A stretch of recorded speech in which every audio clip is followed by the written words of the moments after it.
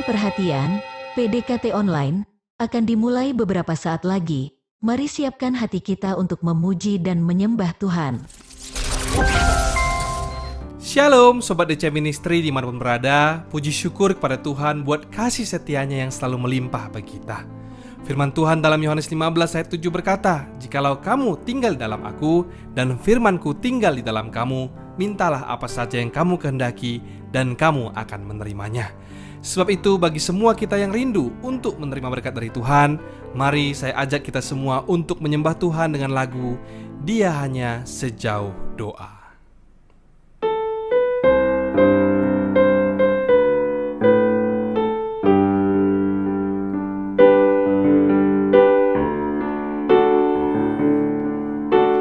Bila kau rasa gelisah di hatimu, bila kelam kabut tak menentu hidupmu, ingat masih ada seorang penolong bagimu.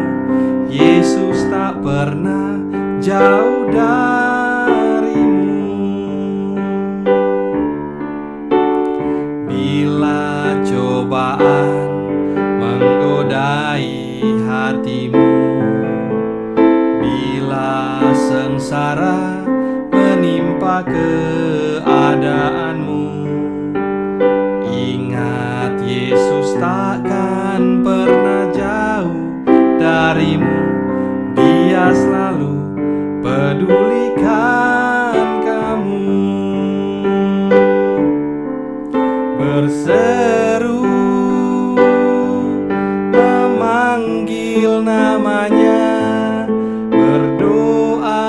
akan segera menghampiri dirimu. Percaya, Yesus tak jauh darimu.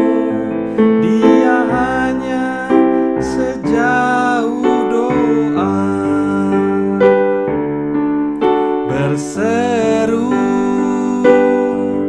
memanggil namanya, akan segera menghampiri dirimu. Percaya, Yesus tak jauh darimu. Dia hanya sejauh doa. Dia hanya sejauh doa. Dia hanya sejauh doa. Mari kita bersatu dalam doa.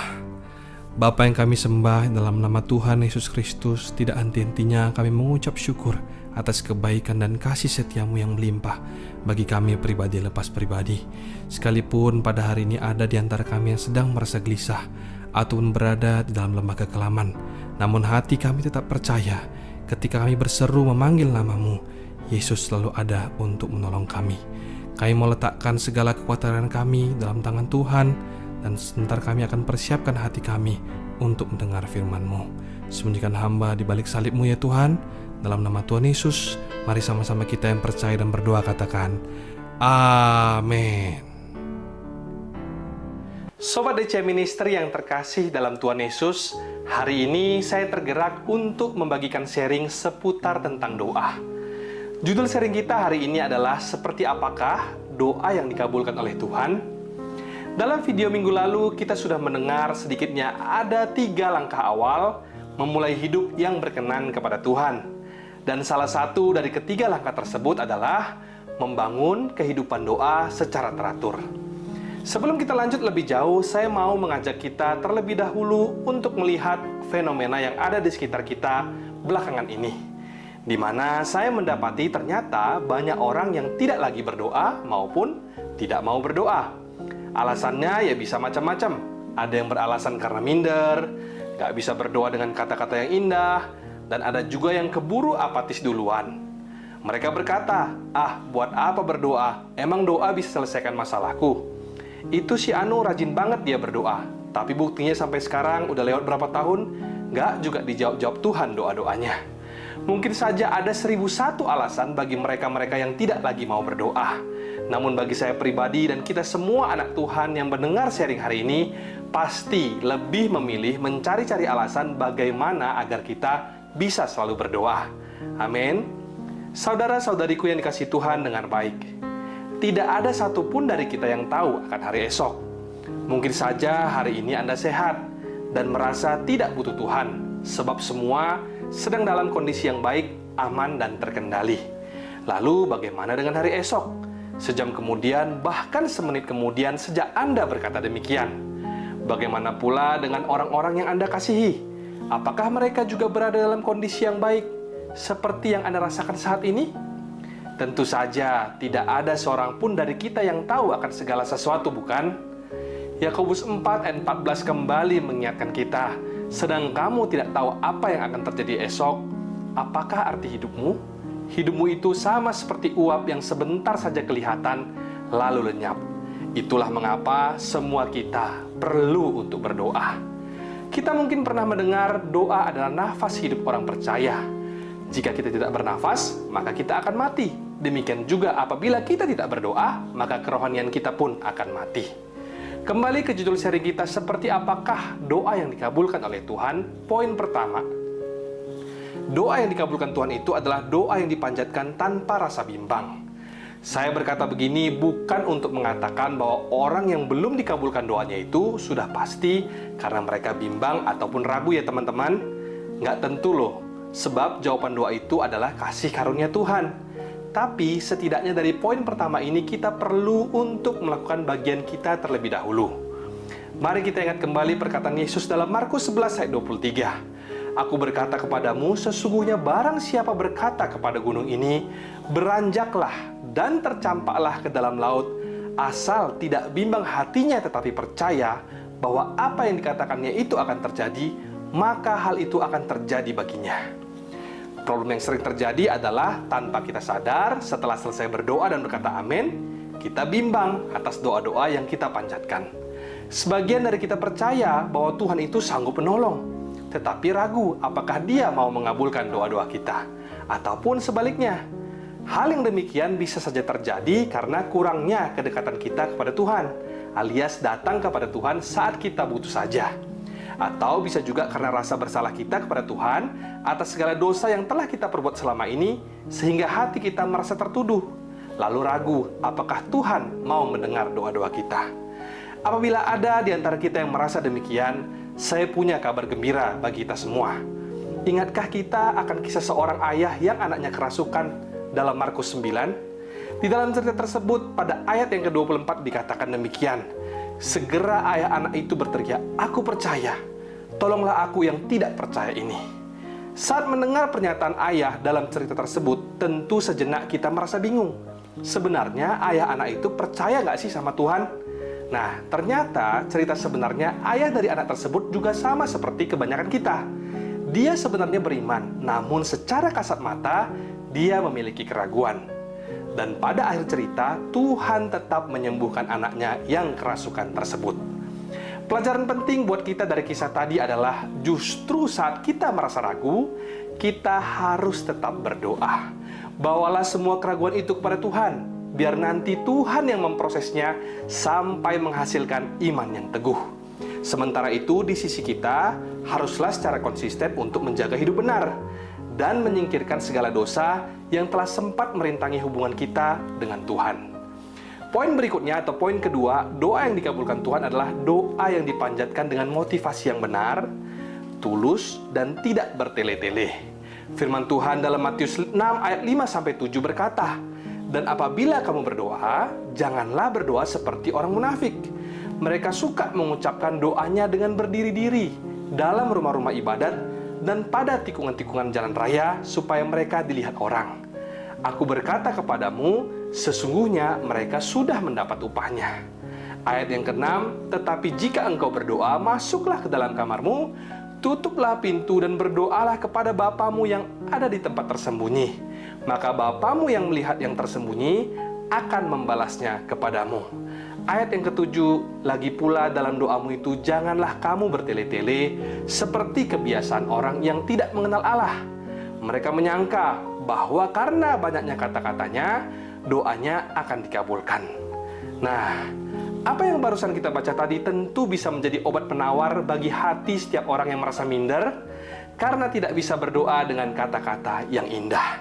Sebab ternyata doa bukanlah ajang untuk pamer kebolehan demi mendapat pujian orang, tetapi doa sesungguhnya adalah sebuah cara kita untuk berkomunikasi dengan Tuhan yang disampaikan dengan sikap hormat dan dibekali juga dengan motivasi yang benar. Karena doa bukanlah formalitas, namun merupakan sebuah cerminan hubungan antara seorang anak dengan bapaknya. Jadi buat teman-teman yang merasa dirinya belum fasih berdoa, nggak perlu khawatir lagi ya. Sepanjang hati dan motivasi kita benar di hadapan Tuhan, doa dengan kata-kata yang sederhana pun bila dengan yakin didoakan, sangatlah besar kuasanya. Poin terakhir, doa yang dikabulkan Tuhan itu adalah doa yang dipanjatkan dengan berserah penuh kepada kehendak-Nya. Kita tentu sudah sering mendengar ayat firman Tuhan dalam Matius 7 ayat 7 yang berkata, "Mintalah, maka akan diberikan kepadamu. Carilah, maka kamu akan mendapat. Ketoklah, maka pintu akan dibukakan bagimu." Secara spesifik, Tuhan menyuruh kita untuk meminta kepadanya di saat kita membutuhkan atau menginginkan sesuatu dari Tuhan. Namun, kembali sebentar ke poin pertama, perihal tentang doa yang belum dijawab. Itu sama halnya dengan tidak ada seorang pun dari kita yang tahu apa yang terjadi esok. Demikianlah juga dengan apa yang kita doakan hari-hari ini. Pikiran kita bisa berkata kalau apa yang kita minta dalam doa itu baik. Tetapi belum tentu hal tersebut yang terbaik menurut Tuhan. Atau bisa jadi juga Tuhan sedang menunggu saat yang tepat untuk mengabulkan doa-doa kita. Itu sebabnya perlu memperkatakan dalam doa kita, menurut kehendak Tuhan, terjadilah. Dalam Lukas 22 ayat 42, Yesus berdoa demikian, "Ya Bapakku, jikalau Engkau mau, ambillah cawan ini daripadaku, tetapi bukanlah kehendakku, melainkan kehendak-Mu lah yang terjadi." Yesus berdoa kepada Allah untuk mengambil cawan itu daripadanya. Tetapi Yesus juga berdoa agar kehendak Allah lah yang terjadi, bukan kehendaknya. Walaupun Allah tidak mengambil cawan itu, namun Allah memberikan kekuatan kepada Yesus untuk menghadapi penderitaan yang akan dialaminya. Sebab semua itu haruslah tergenapi, agar semua orang berdosa bisa diselamatkan melalui peristiwa penyaliban Yesus. Demikian halnya dengan kita yang berdoa hari-hari ini. Mungkin setelah kita berdoa masalah itu tetap ada. Namun yang membuat berbeda, setelah kita berdoa, kita bisa merasakan hadirat Tuhan secara nyata di dalam hidup kita. Hadirat Tuhan inilah yang akan bekerja secara supranatural, mendatangkan kekuatan, damai sejahtera, dan sukacita bagi hati dan pikiran kita sehingga mampu menyelesaikan seluruh persoalan yang kita hadapi. Dengan ini saya selesai. Ada 3 poin penting dari sharing kita hari ini yang berjudul seperti apakah doa yang dikabulkan oleh Tuhan. Pertama, doa yang dipanjatkan tanpa rasa bimbang. Yang kedua, doa yang dipanjatkan dengan motivasi yang benar, tulus dan tidak bertele-tele. Dan yang terakhir, doa yang dipanjatkan dengan berserah penuh pada kehendak Tuhan. Doa orang benar, bila dengan yakin didoakan, sangat besar kuasanya. Tetaplah berdoa dan Tuhan Yesus memberkati. Sebelum kita menutup perjumpaan hari ini dengan doa, mari kita bersama bernyanyi lagu Ajar Ku Mengerti.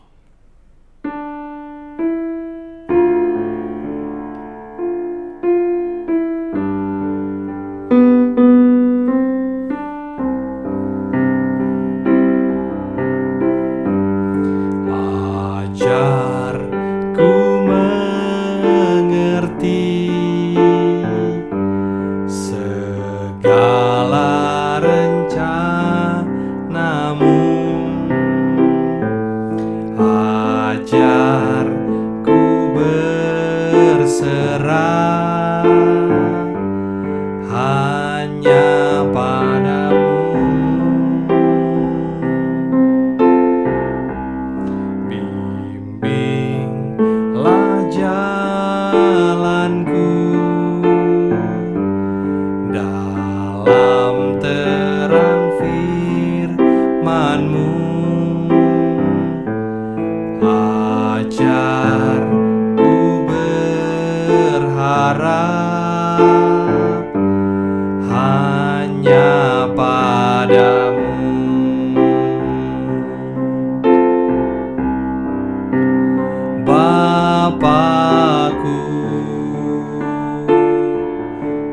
ajaib segala rancangan-Mu.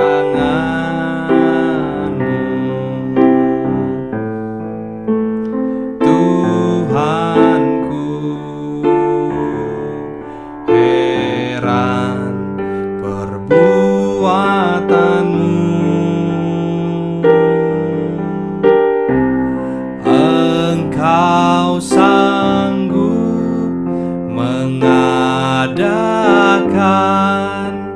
segala yang ku perlukan menurut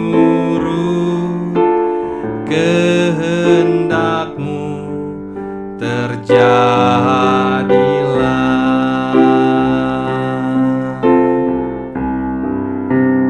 Bapakku, ajaib segala rancangan-Mu.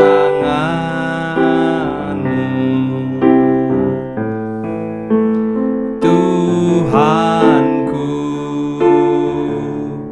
heran perbuatan-Mu.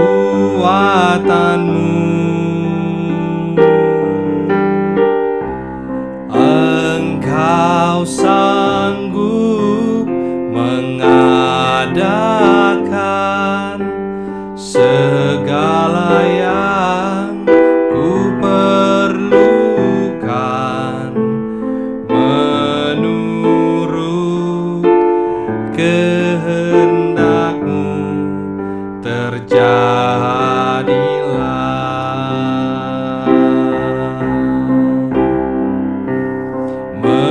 Menurut kehendak-Mu, terjadilah.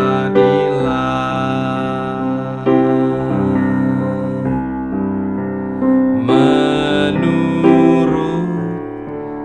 kehendak-Mu, terjadilah.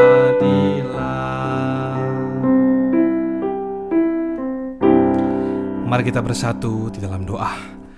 Bapa yang kami sembah, di dalam nama Tuhan Yesus Kristus, terima kasih Tuhan buat sharing firman yang disampaikan oleh hamba-Mu. Iman kami boleh semakin dikuatkan untuk selalu berdoa dalam setiap apapun persoalan yang kami hadapi di dalam hidup ini. Bapa, ajar kami juga untuk selalu tidak ragu dan tidak bimbang di saat kami berdoa, dan ajar kami juga selalu berserah penuh kepada kehendak Tuhan. Biarlah menurut kehendak-Mu terjadilah. Bapak, kami mau berdoa juga buat saudara-saudari kerabat kami dimanapun berada pada hari ini ya Tuhan. Biarlah kiranya kasih, berkat dan rahmat daripada-Mu senantiasa melimpah buat mereka pribadi lepas pribadi.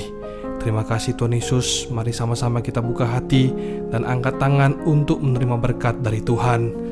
Kasih karunia yang berlimpah-limpah daripada Allah Bapa di dalam anaknya yang tunggal Yesus Kristus, persekutuan yang manis dengan Roh Kudus menyertai saudara sekalian, mulai hari ini sampai Tuhan Yesus datang menjemput kita di awan-awan, bahkan sampai selama-lamanya. Yang percaya bersama-sama katakan amin, amin, amin.